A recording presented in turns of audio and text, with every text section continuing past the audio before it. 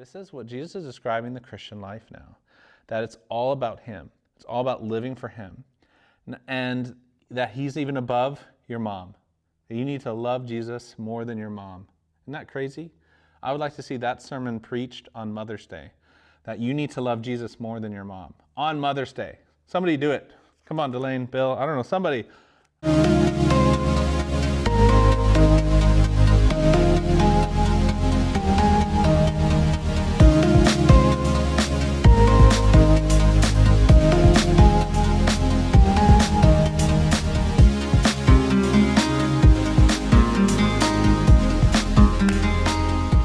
Another study of the life of Christ. Today we are on lesson 24. We are nearing the end. Maybe a dozen episodes left. Jesus sending leaders is today. Today's a very interesting time.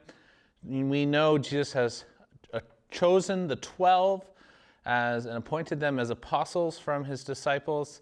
We know he has been training them for a couple years now, beyond 2 years even. He has been working with them, showing them ministry, teaching them specifically, doing ministry to others among them. The disciples are helping. The disciples are baptizing people, as we know. And it has come to the point where Jesus is going to put his disciples, his apostles specifically, to the test. He is going to see what they're going to do on their own. And this is surprising because Jesus' ministry is only 3 years long. So you might think Jesus would spend as much time with them as possible. Make sure to never let them out of his sight and just keep teaching and then downloading as much information as possible into the disciples. But what we see is not that. Jesus knows that these disciples need an opportunity to put this training, the work they've been doing, into practice. So he's going to give them the opportunity. He's going to send them out, not alone, 2 by 2. So 12 apostles. How many groups? 2 by 2 does that make? 6. Not 6 or 7, 6 specifically. 6 groups of disciples he's sending out. So we find ourselves in the Galilee region. Let's see, let's put Jesus on the map here. We've been forgetting to do this lately. Jesus is in the Galilee region. Remember, Capernaum here is his hometown where he's set up ministry center, and he's been traveling in this area, Bethsaida, Magdala, Tiberias are some of the places on this map. We also see Cana, and here's Nazareth over here where Jesus grew up. But around this Sea of Galilee is where he is focused on. He's not focused on the capital city, Jerusalem. He's focused on this region. It's a bit out of the way from all the big wigs, the big power center of Jerusalem. He's kind of focused on this region of Galilee. Most of his disciples are from Galilee. The only one that we don't really know for sure, but likely is not from Galilee, is actually Judas, because of his name. Iscariot means from this other area. I forget that specifically, but most of the disciples are from this Galilee region, so this is their kind of home country area. Jesus didn't choose bigwigs, important people, famous people from Jerusalem. He chose kind of nobodies, fishermen, tax collectors, regular guys from this Galilee region. Guys, your everyday normal guys. But now he's going to be putting them to the test. Open up in your Harmony to page 97. We're going to be in Matthew, Mark, and Luke today, so it's going to be really helpful to have one of these harmonies that has them all lined up in parallel. And we can see the similarities. So we've got Jesus and his disciples in the region of Galilee. Jesus is 32, and we're 1 year, maybe less than a year from his death now, and we're approaching his final year of ministry. So it becomes really important. What is Jesus doing with this final year with his disciples? He probably knows the end is coming. He knows his ministry is not going to be that long. He's trying to extend it, kind of staying away from Jerusalem. If he had spent more time in Jerusalem, it seems that it would have been gone quicker. He would have had more confrontations. But we find ourselves in Matthew 9:35 or Mark 6. Jesus went through all the towns and villages, teaching, and here's his common practice. This is a look into what he would normally do as he approached a town or a village. Teach in their synagogues, right? The synagogue was the local Jewish church, not the temple that was in Jerusalem, but the local, every town had a synagogue, right? And we see him reading scripture like he did in Nazareth. He read from the Isaiah scroll. He would teach there. He would sit down to teach. So teaching in the synagogues, preaching the good news of the kingdom, right? He's teaching about about God's kingdom coming. We know all that, like the parables that Jesus was teaching. Those are some of how he'd be out in the countryside, in and among people, teaching often in parables to veil the truth, to kind of like puzzling statements like, what does this mean? You're talking about farmers, you're talking about seeds, you're talking about pearls, you're talking about builders. All these different parables, talking about sons and people losing coins and oil jars and virgins, all these different stories. I think it would have been so interesting to hear Jesus speaking back then. It was a certain amount of, attractiveness, like this is interesting stories. But then it introduced questions. What does this mean? And what we see most often is Jesus would take his disciples aside and explain what it really means. But often in the public, he was just talking stories. And he wasn't coming out super clearly and saying exactly what he meant. It was veiled. So, teaching in the synagogues, preaching the good news of the kingdom, healing every disease and sickness. And it says, when he saw the crowds, he had compassion on them, because they were harassed and helpless, like sheep without a shepherd.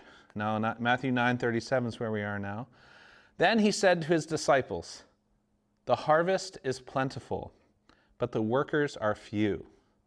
Ask the Lord of the harvest, therefore, to send out workers into his harvest field.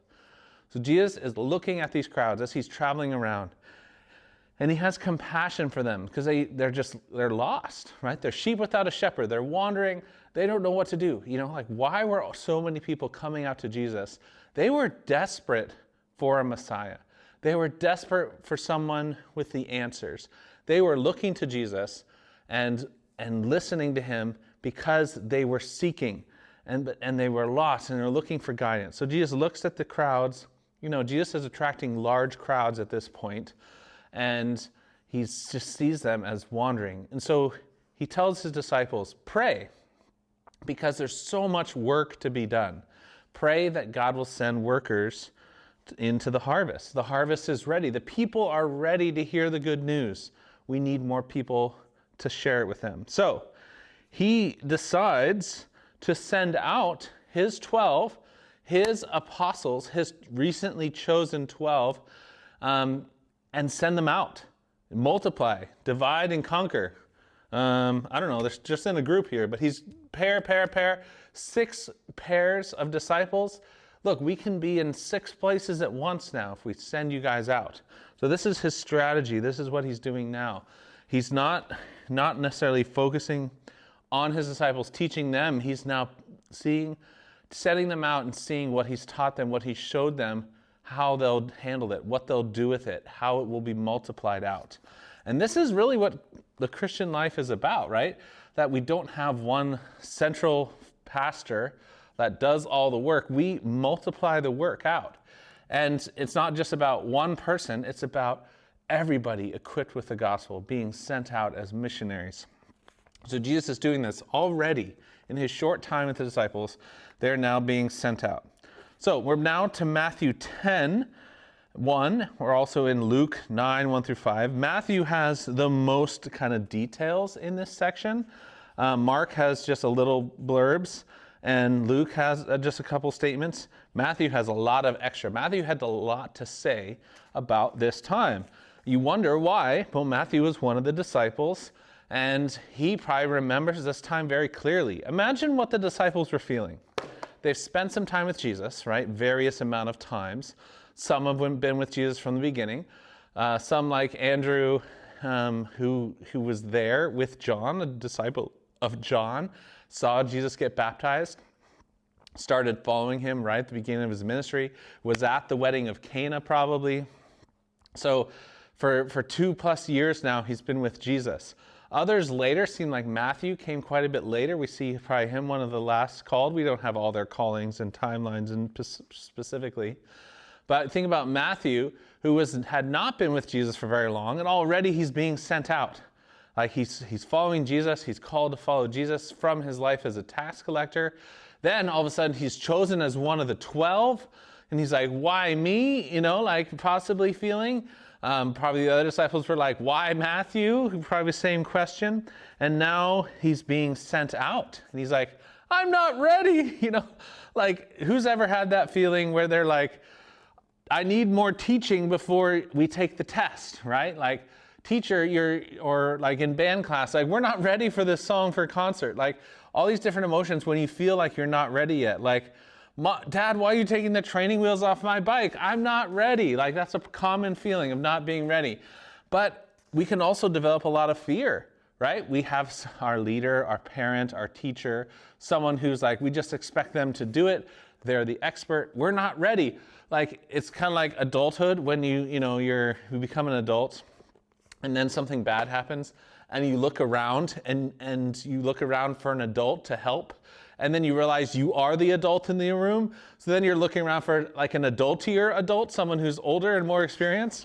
That can be a common thing. I wonder if maybe that's why Matthew wrote so much about this, is it's just such an impactful thing. Either way, Matthew gives us most of the details. It says he called his 12 disciples to him. And he gave them authority. I love this. Jesus wasn't sending them just to like, this will be funny, watch them try to do what I do. No, he was fully equipping them, giving them authority to do this work. He was empowering them to do the work, to drive out evil spirits and to heal every disease and sickness. What did we just hear that Jesus was doing?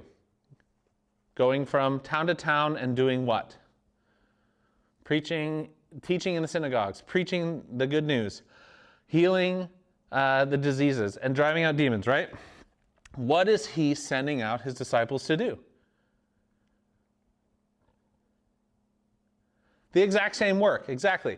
The exact same things. He was sending them out to do his work. This is why I've always, like some people will get like interns. Like, have you ever heard of an internship? It's like when you get to practice doing a job. Some companies, some churches love to get interns. They bring them in like, we have a bunch of work that we need done that we don't like to do, so we'll make interns do it. We'll call it an internship. I viewed internships differently. I often will bring in an intern, and I will spend time with that intern training them to do my job. And it's not like we get a bunch of extra work done. I'm just giving my time rather than preparing to do and pull off the events and the teachings and the things that I would normally do. I just shift my focus on to teaching someone else to do my job. This is just like that. Although it is multiple of them, so they are getting more done. But this is Jesus giving away his job. And it's really a powerful thing for a leader to do.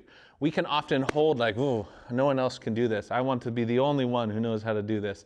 We keep that stuff close to our chest. We keep the trade secrets, like no one else can know our magic formula of our special recipe or whatever. No, Jesus is handing off the ministry to his disciples fully. He's even giving them his authority. He's like, like the king with his signet ring. Like he's giving his ring of power away to his disciples so that they now have his authority. They can go out and do exactly what he's been doing. He's not limiting them in any way. So he gives the 12 authority to drive out evil spirits. Matthew then lists the apostles, the 12. We've already heard that list when he called them, and then when it said it in Luke, but Matthew hasn't said that list. Now he says that list.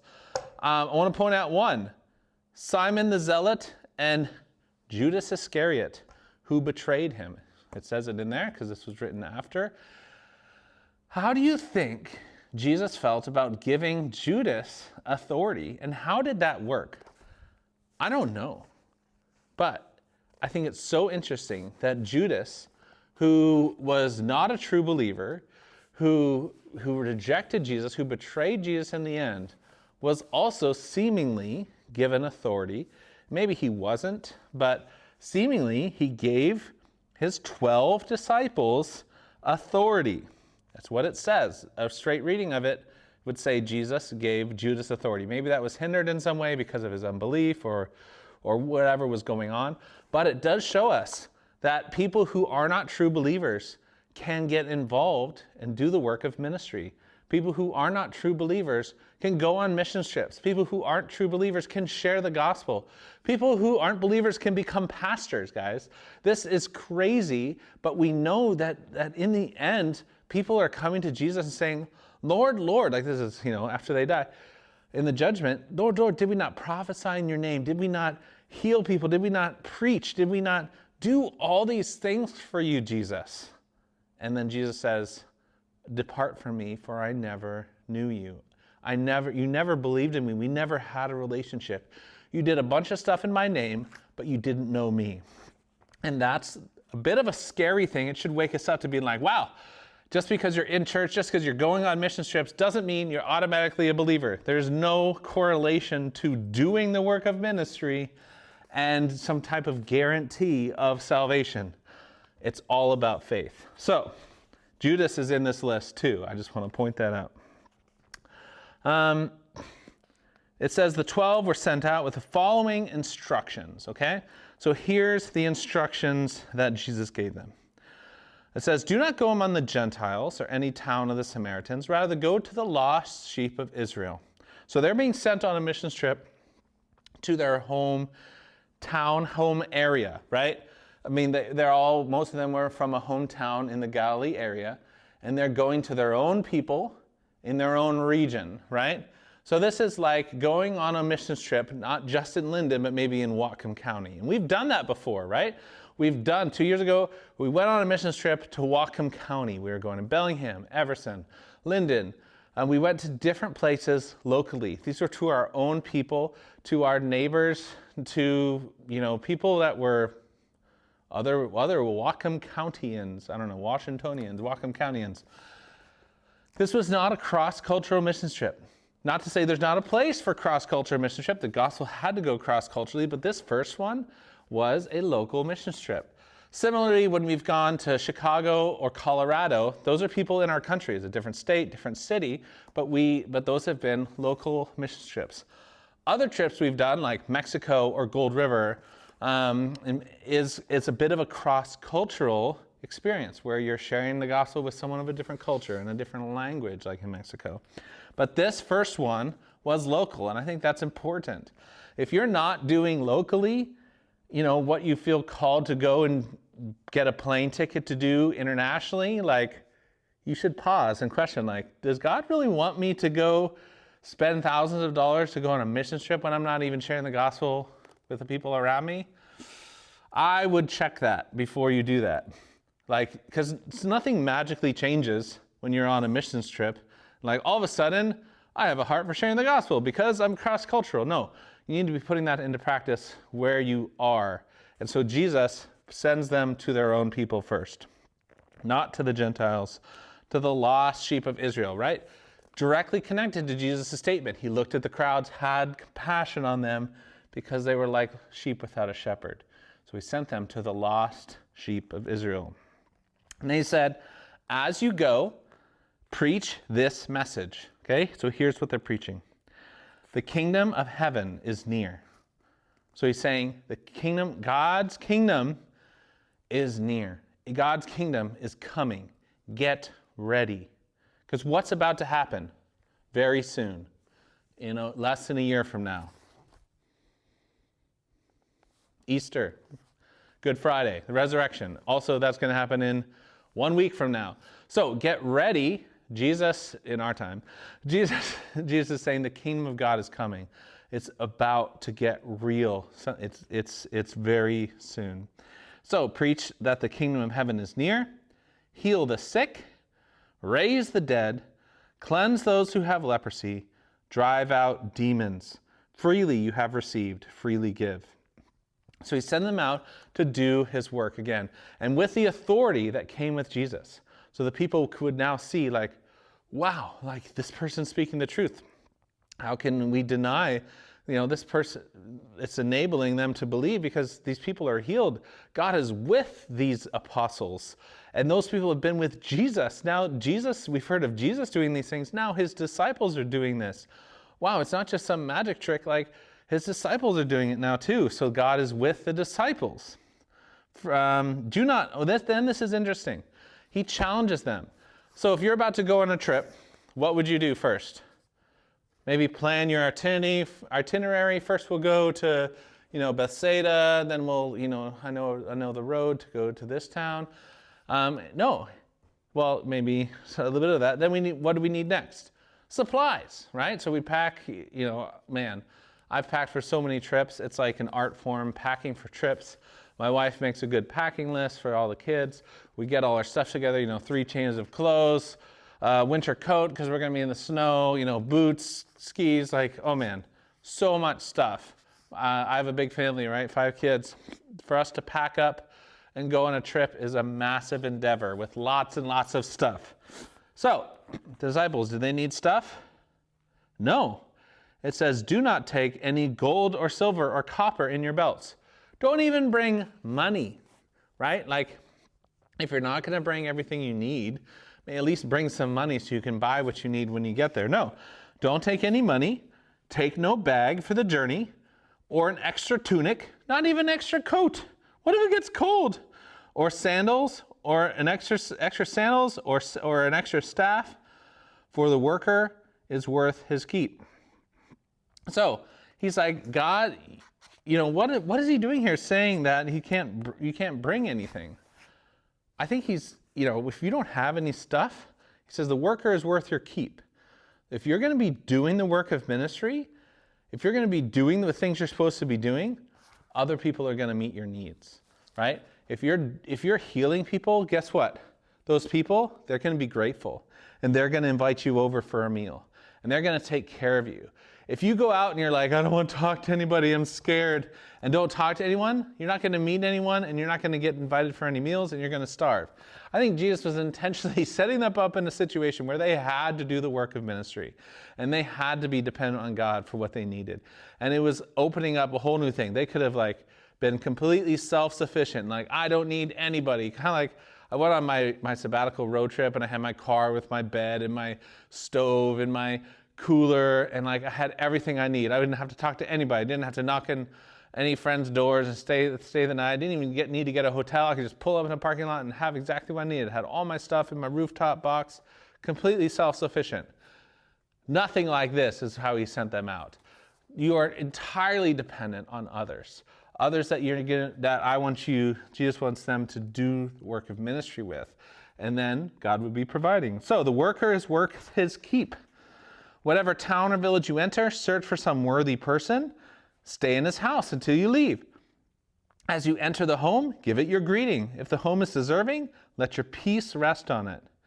So this is the idea. This is called this is a strategy.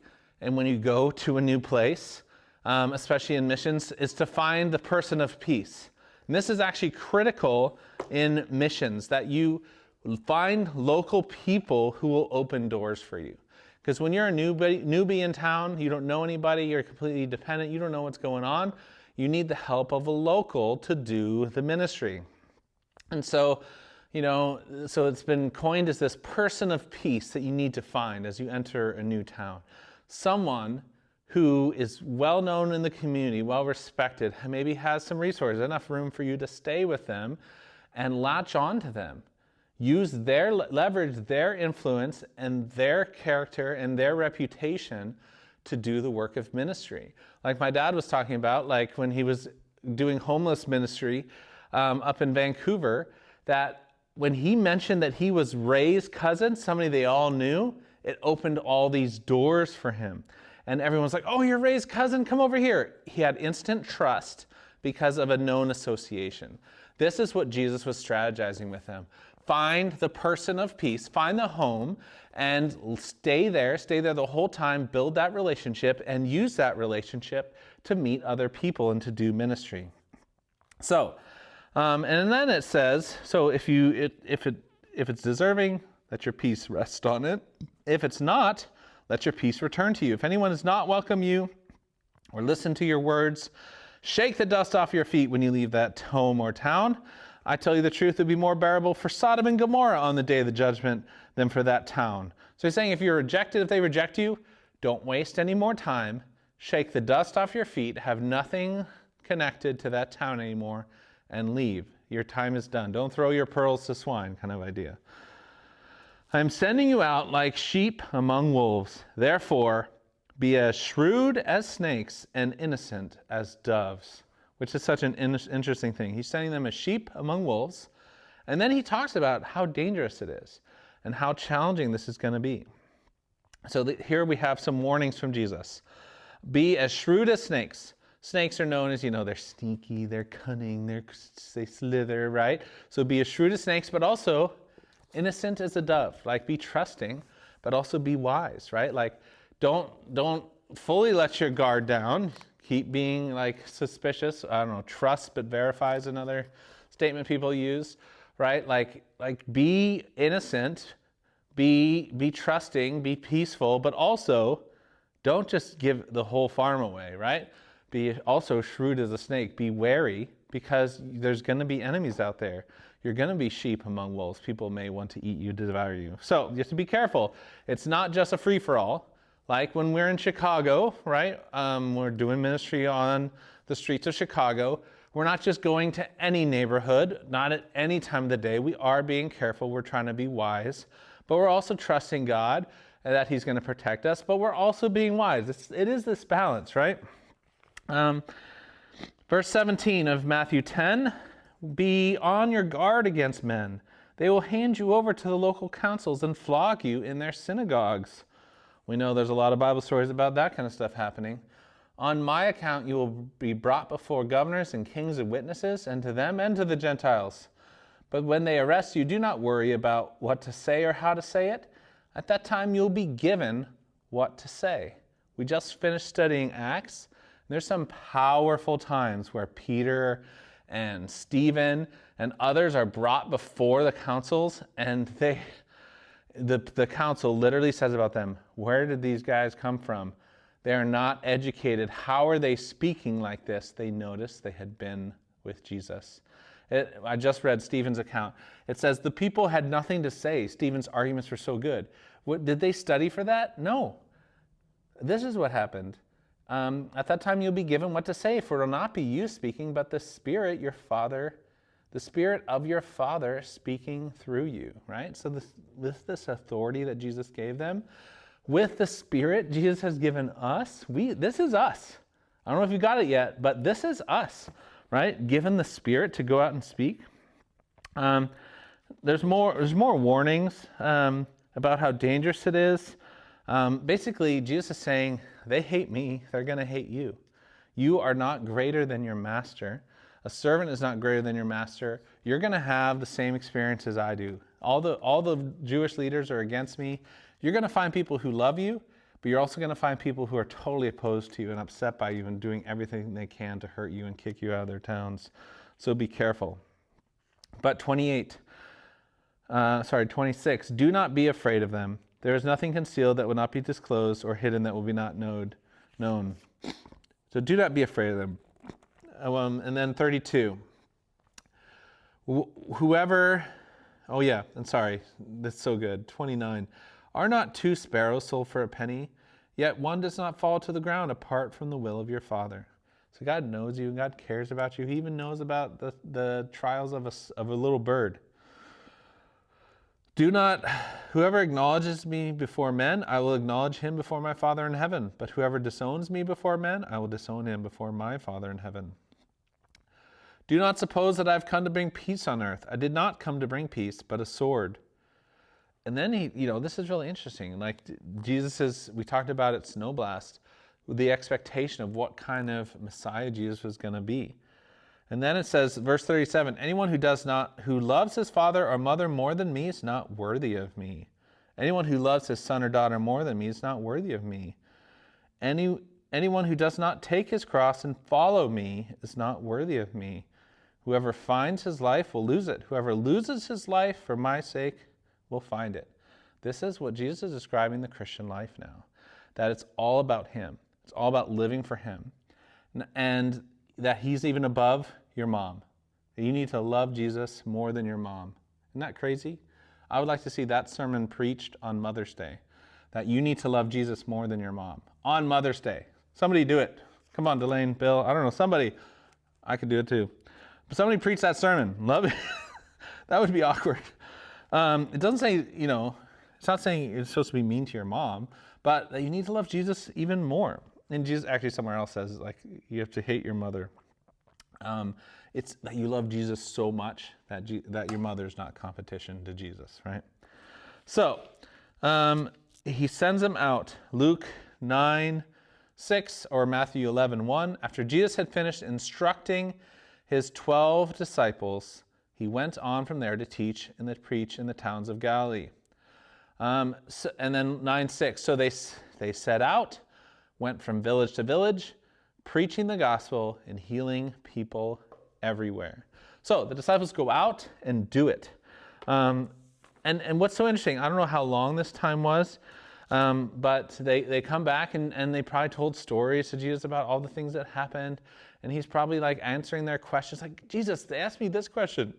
I didn't know what to say, or what do I do with this situation? Like can you imagine the stories they came back with? And how much more they learned than just spending that time hearing from Jesus. They're actually putting into practice everything they had seen Jesus doing and learning from him and actually doing the work. Like this was a powerful time for them, I'm sure. They probably learned so much more than sitting in a classroom. Some of you are hands-on learners. Raise your hand if you're a hands-on learner. Like if there's just somebody talking up in front, you're just like, I have no idea what he's talking about. But get a project out on the table, start building something using your hands, doing it yourself. Like the teacher, stop talking teacher, I just want to get to work. Like if you're that type of person, this is what you need. And I think all of us are this way at some level, where we just talking is all hypothetical. Let's put it into action. Let's start doing the stuff. Let's do the work. A kid I was mentoring at the Lynn High School, this is so how he was wired. He struggled so much in school. I think he had some dyslexia and reading challenges. It was so hard for him in school. Freshman year, all he would talk about was when he was going to drop out. But then he started taking some shop classes. And then he was in Technic at the Linden Door program. He lit up. He became a totally different student because he was using his hands, he was doing things that he cared about, and he was doing things that he was good at. He couldn't do all the reading and just like the brain work. He needed to be using his hands and putting things into action and building stuff. As soon as he did that, everything changed for him. So this is the disciples. They were no longer being just taught by Jesus about stuff and learning book work. I mean, they were doing some stuff, I'm sure. But all of a sudden, they're on their own. And it's like they have no one to depend on. And they're fully dependent on the Spirit. Jesus isn't there anymore to be like, Jesus, come over here, I need some help. They were on their own. So I bet it was so powerful. So let's talk about the how. What was Jesus' method here? How did Jesus do what he did today? Jesus is sending out his disciples 2 by 2 to do his work, right? Pairs of people, wise, they got the 2 of them, sending them out to do his work. How do you think Jesus came up with the pairs? Like, were Peter and Matthew paired up? Like, I don't know. Like was there some don't put me with that guy? Who was Judas's partner? What was that like? There's probably some interesting things I'd love to know about in the pairings. But Jesus is sending out his disciples 2 by 2 to do his work, remember? They multiplied it, like more people were ministered to, 6 groups of people rather than just 1. And why did he do this? What was he modeling? Jesus was testing and giving his apostles the opportunity to do the work on their own. So testing, right? Like this is a time of testing. Jesus was eventually going to leave them to do the work on their own. This was a trial period of them being apostles without Jesus, because he knew that was coming. So he did it early as a test when he was still around to answer some questions, see how it went, reflect on it. And Jesus did this very intentionally. He was modeling something very important, giving his disciples the opportunity to do the work on their own. So what does this mean for us? What does this mean for us? How do we put this into practice? All right, for youth group next week, everybody's in pairs. Go out and do it. I mean, we should do more of that, right? Like, how much time do we spend at church huddled up in the fort talking about stuff? How little time do we spend doing it? Now, we're supposed to do it every time we're sent out and leave the church building, but a lot of times all we think of is like ministry is like inside the church building, where that's usually not where the real ministry happens. It's outside with their people. Like, we should be equipping you. There's a time to gather and a time to meet, and that's super important, a time to worship. But so much of the real work is done outside the church building. And if we're not thinking about that, if all we're thinking of ministry is within the church building, we're missing out on so much of it. So, do we take opportunities to do the work of ministry, or do we leave it to the professionals? In our context, we don't have Jesus physically here on earth that we're following around literally and physically, but we do have pastors and church leaders and missionaries who are professional ministry workers. And so what happens a lot of times, we just rely on the pastors to do all the work. Like, this even happens in evangelism, where we don't ever share the gospel with our neighbor. We just invite them to church. Like, if you invite them to church, they'll hear the gospel from the pastor. He's a professional, and maybe that works sometimes, but maybe you should share the gospel with them. Maybe you should have a spiritual conversation with them, not just invite them to come to the church building so they can hear about Jesus. They could hear about Jesus from you. You could do the work of the pastor, of the ministry, of the missionary. So, do we take opportunities to do the work of ministry, or do we just leave it to the professionals? And this is what Jesus, I think, was working on with the disciples, is here's the opportunity for you to do the ministry. It doesn't have to be just Jesus doing the work of ministry. All right, that's our lesson. I have some questions. Why did he send them out with no provisions? Could that not even bring snacks? Like, come on. What was Jesus doing while the 12 were sent out? Well, Matthew kind of says that he was still teaching. But was he just, I'm thinking was he worried about them? Was he praying for them? I'm sure he was. Was he spying on them at all? Was he checking in on them? And do we really need to love Jesus more than our mom? Wow, good questions. All right, thank you guys.